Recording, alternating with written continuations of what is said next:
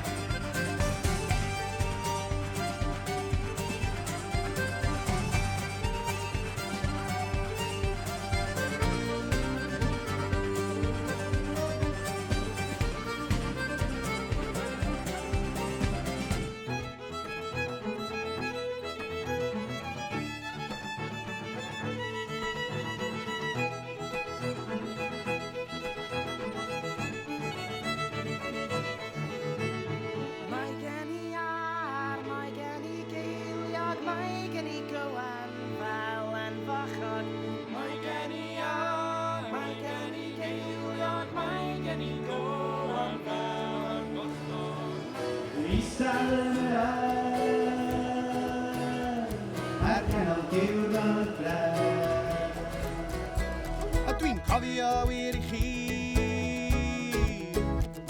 ie deunaw oeddwn ni,